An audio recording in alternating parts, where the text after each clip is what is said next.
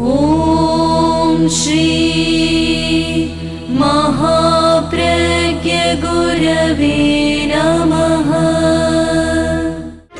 जिसके सांसों में रहता है शाश्वत शांति का स्पंदन, उस महाप्रज्ञ को वंदन, उस महाप्रज्ञ को वंदन। सत्य अहिंसा अनेकांत को अर्पित जिसका तन मन, उस महाप्रज्ञ को वंदन, उस महाप्रज्ञ को वंदन। जिसके सांसों में रहता है शाश्वत शांति का स्पंदन, उस महाप्रज्ञ को वंदन, उस महाप्रज्ञ को वंदन।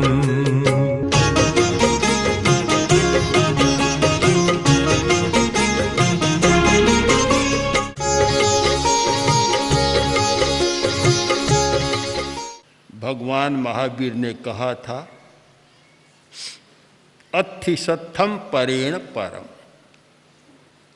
शस्त्र आगे से आगे बढ़िया होता है, शक्तिशाली होता है। एक ने शस्त्र बनाया, बंदूक बनाई, तो तलवार वाला पीछे रह गया। तलवार बनाई तो लाठी वाला पीछे रह गया। लाठी से तलवार आगे का शस्त्र बना और तलवार से बंदूक आगे की बनी।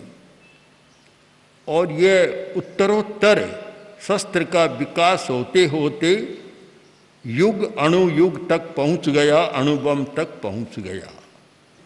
हिरोशिमा नाकाशी पर अणुबम का प्रयोग किया गया था और उसमें 1,60,000 आदमी एक साथ समाप्त।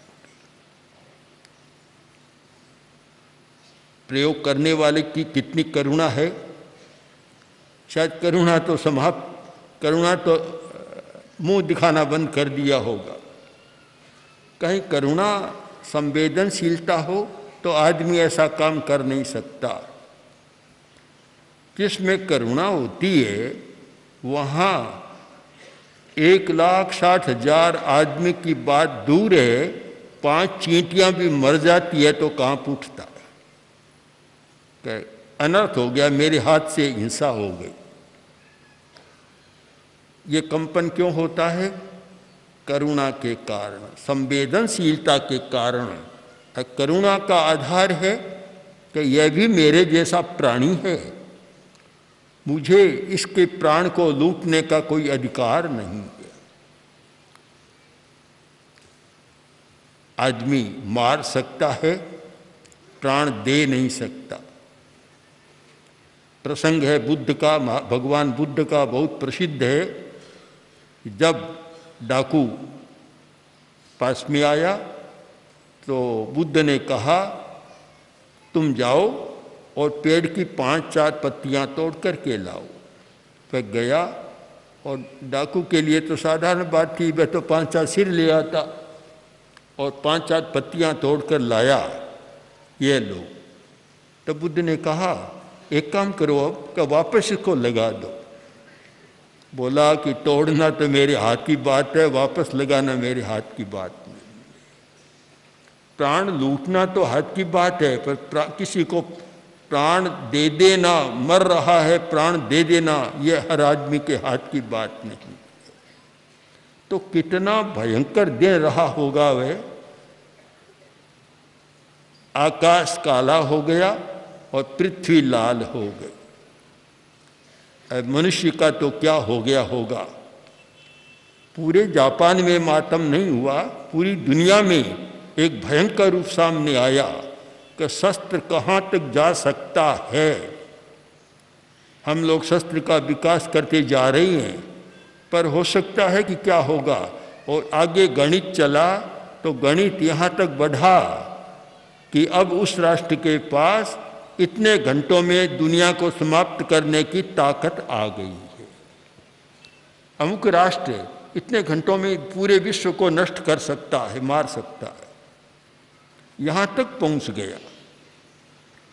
तब शायद इस सच्चाई को समझने का मौका मिला कि अत्थि सत्थम परेण परम, शस्त्र आगे से आगे भयंकर बनता जा रहा है। एक से एक ज्यादा शस्त्र भयंकर होता है और आदमी विकास कर रहा है।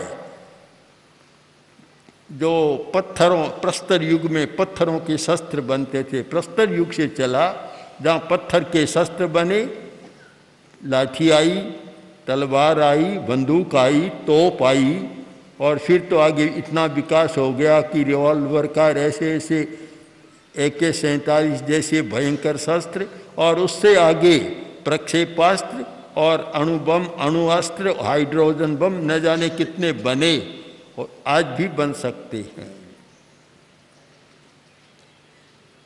हम दो शब्दों का निर्माण कर सकते हैं, एक शस्त्र चक्षु और एक शास्त्र चक्षु।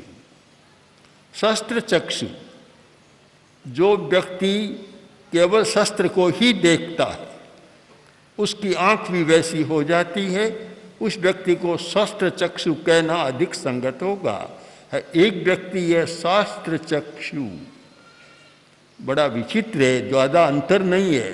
शस्त्र एक मात्रा बढ़ा दो तो शास्त्र बन गया, शस्त्र चक्षु, शास्त्र चक्षु। किंतु अंतर इतना आ गया कि शास्त्र चक्षु वाला व्यक्ति किसी को सताता नहीं है।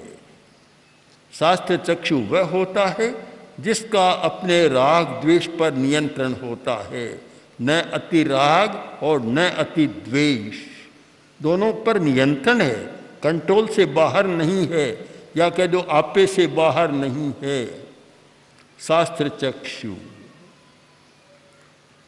और दूसरा शस्त्र चक्षु, उसका हमेशा यह रहता है दूसरों को डराने का, वह हमेशा डराता है, बोलता नहीं, डराने के लिए बोलता नहीं है, पर अपने आप दूसरे लोग डरते हैं, दूसरे राष्ट्र डरते हैं कि उससे छेड़छाड़ मत करो, उसके पास अणु अस्त्र है, प्रक्षेपास्त्र है, वह बम है, अपने आप डरता है। शस्त्र और डर दोनों अलग नहीं है, दोनों एक साथ चलते हैं। शस्त्र से आदमी भी डरता है, पशु पक्षी भी डरते हैं। हमने देखा, रास्ते में भी कई बार देखा कि एक छोटा सा लड़का है, 4-5 वर्ष का, 5-6 वर्ष का होगा, और ऊंट की नकेल लिए चल रहा है, ऊंट को बस में कर रहा है। बड़ी विचित्र बात है, ऊंट तो एक शक्तिशाली जानवर है, छोटा सा लड़का 2 बैलों की जोड़ी को ले जा रहा है। बैल बड़े हृष्ट पुष्ट है, किंतु हाथ में एक लाठी है उसकी, कुछ भी इधर उधर होता है लाठी की मार देता है। तो बड़े बड़े शक्तिशाली भी शस्त्र से डरते हैं। शस्त्र और डर दोनों के तात्पर्य में अंतर नहीं है। जहाँ शस्त्र है वहाँ भय है, और जहाँ शास्त्र है वहाँ अभय है, वहाँ कोई डर नहीं है।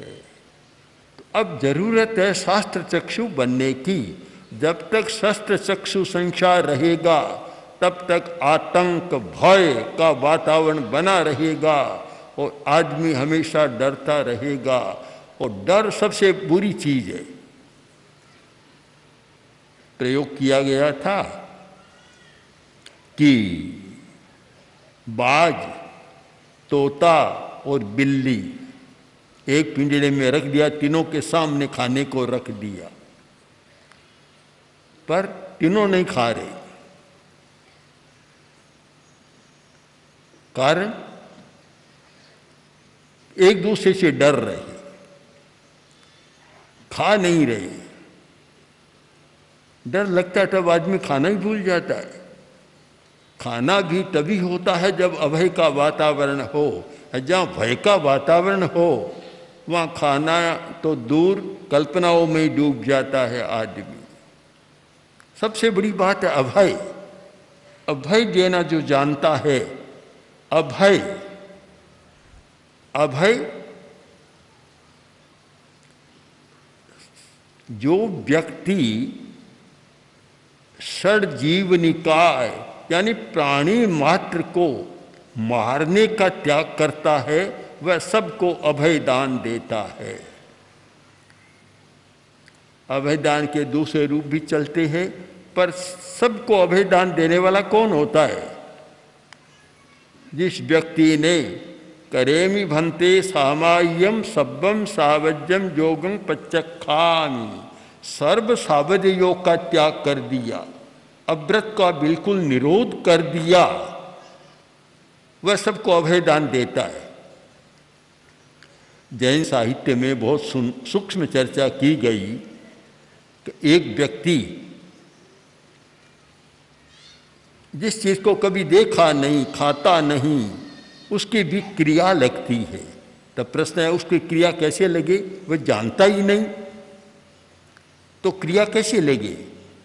इसको अनेक आचार्यों ने एक युक्ति के साथ समझाया कि वह नहीं जानता, किंतु जब तक अव्रत है, अविरति है, तब तक उसका डर रहेगा कि कभी भी मिला खा सकता है, आज नहीं कल खा लेगा, कल सता देगा, तो उसका डर बना रहता है। जिसने त्याग कर दिया, संयम कर दिया, उसने सबको अभय दान दे दिया। तो शस्त्र और शास्त्र, शास्त्र का सार है व्रत, अविरति का निरोध, कसाय का निरोध और अविरति का निरोध। सीमा करो, सीमा कि मैं इतने से ज़्यादा वस्तुओं का उपभोग नहीं करूँगा, त्याग कर दिया तो शेष का सब समाप्त हो गया। सूत्र कृतांग में इस विषय में बहुत एक सुंदर आख्यान भी कहा गया है, लिखा गया है कि आदेश हो गया कि 5 राजकुमार है, उसमें से एक को मैं अवश्य मारूंगा। नाम नहीं बताया, एक को मारूंगा। कौन डर रहा है? कौन डर रहा है? 5 डर रही हैं। नाम नहीं खोला कि अमुक को मारूंगा, 5 में से एक को मारूंगा, मारेगा एक को, डर रहे हैं सारे। अब जब नाम खोल दिया कि अमुक को मारूंगा तो 4 अभय हो गए। ऐसे ही ये संयम करें कि मैं इतने से ज़्यादा पदार्थ का उपभोग नहीं करूंगा, तो कम से कम शेष सारे जीवों को उसने अभय दान दे दिया। केवल उतनों को नहीं दिया। उदाहरण ले लें कि मैं एक वनस्पति, कोई भी सजीव वस्तु, उसको छोड़कर शेष सजीव वस्तु का आहार नहीं करूंगा, तो उसने एक को तो रखा, शेष सबको अभय दान दे दिया। पर यह कब होता है कि व्रत की भावना, जब तक अविरति है, अव्रत है, तब तक वह डर सबको बना रहता है। इसीलिए कहा गया एक साधु है, वह सब जीवों का रक्षक है। रक्षक क्या कोई बचाता है क्या? साधु बचाता नहीं है, कहीं जाता नहीं है बचाने को भी। सब जीवों का, 6 जीव निकाय के जीवों का रक्षक है। इसका तात्पर्य उसने सबको अभय दान दे दिया। अभय दान दे दिया उसने, इसलिए रक्षक बन गया। हम इस सारे प्रसंग में एक संकल्प लें, एक चिंतन करें कि शास्त्र चक्षु का विकास होना चाहिए। यह तो एक आश्चर्य की बात है कि एक और विश्व शांति की चर्चा भी शिखर पर है। बड़े बड़े राष्ट्र विश्व शांति की चर्चा करते हैं। संयुक्त राष्ट्र संघ में विश्व शांति की चर्चा होती है और वहाँ बड़े बड़े राष्ट्र इकट्ठे होकर उस चर्चा में भाग लेते हैं। तो उनका एक मुंह तो है विश्व शांति की चर्चा की ओर, दूसरा मुंह शस्त्र निर्माण की ओर, के शस्त्र निर्माण में कौन आगे जाए। सर्प में एक दो मुंह होती है, दो मुंह होते हैं। शायद आदमी के भी दो मुंह बन गए, एक मुंह इधर शांति की चर्चा में और दूसरा मुंह शस्त्र निर्माण की चर्चा में। शस्त्र निर्माण का मतलब लड़ाई, युद्ध, एक बड़ी विचित्र मनोदशा है। आज का एक तर्क भी है और उस तर्क में कुछ सच्चाई नहीं है, यह भी नहीं कह सकते कि उनका तर्क यह है कि शस्त्र एक शक्ति संतुलन का साधन है, शांति का साधन है। पहले बात बात में लड़ पड़ते थे, थोड़ी सी समस्या होती और तलवारें निकल जाती। आज ऐसा नहीं होता। क्यों नहीं होता? एक राष्ट्र के पास अणुअस्त्र है और सामने वाले राष्ट्र के पास भी अणुअस्त्र है, तो सहसा युद्ध करने का साहस नहीं करता, डरता है कि मैंने कर दिया तो सामने वाला प्रयोग करेगा, तो एक जन संहार हो सकता है। अगर एक देश में लाखों आदमी मर सकते हैं तो दूसरा भी बच नहीं सकता। बहुत सारे जो उग्र लोग होते हैं, उग्र विचार वाले, और कहते हैं कि आक्रमण कर देना चाहिए, कभी कभी आता है हिंदुस्तान को भी आक्रमण कर देना चाहिए, पर इस बात पर ध्यान नहीं देते कि आक्रमण का परिणाम क्या होगा। तुम करोगे तो सामने वाले राष्ट्र के पास भी अणुअस्त्र हैं, और उसने फिर किया तो कितना संहार होगा। तो एक प्रकार से तो ये शक्ति संतुलन बना हुआ है, शक्ति संतुलन शांति का साधन भी बना हुआ है, किंतु अंततः खतरनाक है। आखिर शस्त्र खतरनाक है। किसी व्यक्ति में या कुछ व्यक्तियों में कभी पागलपन सवार हो जाए, उन्माद आ जाए, आवेश में आ जाए और बटन दबा दे, तो फिर वह ये नहीं देखता कि मेरे राष्ट्र का क्या होगा। एक विश्व के लिए भयंकर हो सकता है। यानी सांप को पालना खतरे से बाहर नहीं है, खतरनाक हो सकता है। कभी न कभी होता है। बहुत सांप को पालने वाले हैं जिनको यहाँ कालबेलिया कहते हैं, या और भी कुछ लोग हैं। हमने उदयपुर में वो देखा भी, सर्पगृह में रहे जहाँ सैकड़ों सांप पाले हुए हैं। कभी कभी खतरनाक होता है कि पालने वाले को भी खा जाता है, मर जाता है। आखिर विष को पालना, सांप को पालना और शस्त्र को पालना खतरनाक तो होता है, कभी न कभी हो सकता है। ये भय से परे नहीं है। भय से परे केवल हो सकता है शास्त्र। शास्त्र, हम शास्त्र भी किसको माने? शास्त्र भी तो लड़ाई के कारण बहुत बने हुए हैं। यद्यपि शस्त्र नहीं है, फिर भी शास्त्र भी लड़ाई के कारण है। सांप्रदायिक लोग कितने लड़ते रहते हैं, भयंकर लड़ाइयाँ होती रहती है सांप्रदायिकों में भी। जिनमें सांप्रदायिक कट्टरता है वे भी लड़ते रहते हैं। तो वहाँ तो शास्त्र फिर शस्त्र बन जाते हैं। और लड़ते किस आधार पर? शास्त्रों को लेकर। एक ही शास्त्र का एक वचन है, एक संप्रदाय उसकी व्याख्या इस प्रकार करता है और दूसरा उस प्रकार करता है, लड़ाई शुरू हो जाती है। मैंने आंखों देखा है, पूज्य कालूगणी के सामने कोई चर्चा का प्रसंग था और पूज्य कालूगणी ने उसका बतलाया कि देखो तुम्हारे शास्त्र में यह लिखा है। बस इस बात को लेकर लड़ाई शुरू कर दी, पत्थर फेंकने शुरू कर दी। तो कम तो नहीं होता है, इतना जरूर है कि शास्त्र की बात करने वालों के पास शस्त्र नहीं है। अगर वह होता तो दुनिया का और भी अनर्थ हो जाता। मौखिक लड़ाई, वाचिक लड़ाई, और ज़्यादा से ज़्यादा तो पत्थर फेंक देते हैं बस। पर शास्त्र किसको माना जाए? जो लड़ाई का साधन बने वह तो फिर शास्त्र भी शस्त्र बन जाता है। एक प्रश्न उठा कि शास्त्र का निर्माण क्यों किया गया? बड़ा अच्छा चिंतन आचार्य ने किया और प्रश्न अपने आप ही उपस्थित किया कि शास्त्र का निर्माण क्यों, उसका उद्देश्य क्या है। हर बात का उद्देश्य हमें समझना चाहिए, और जब तक उद्देश्य और प्रयोजन समझ में न आए तब तक आदमी की कोई प्रवृत्ति नहीं हो सकती। निष्प्रयोजन प्रवृत्ति कभी अच्छी नहीं होती। सुंदर कहा गया है तर्कशास्त्र में कि प्रयोजन मनुद्दिश्य न मंदोपि प्रवर्तते। एक मूर्ख आदमी भी बिना प्रयोजन के कोई काम नहीं करता।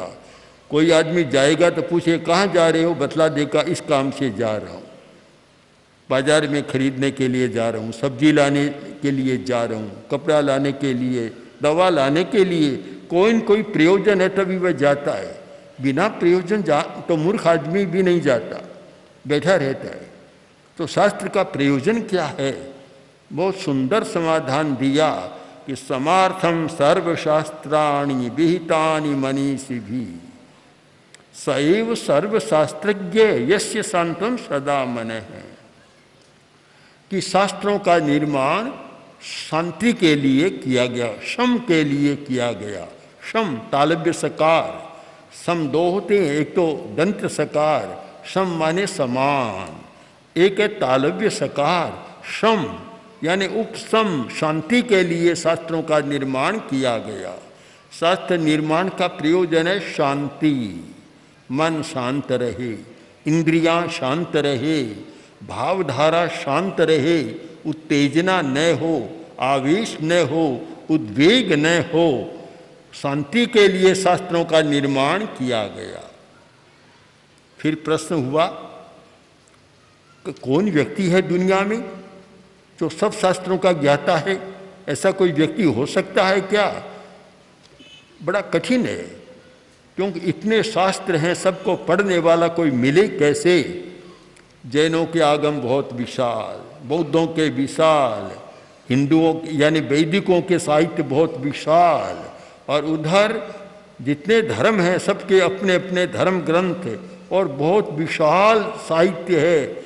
एक कोई भी व्यक्ति सब शास्त्रों को पढ़ने वाला मिलेगा नहीं। तो फिर सर्वशास्त्र का वेत्ता तो दुनिया में कौन हो सकता है?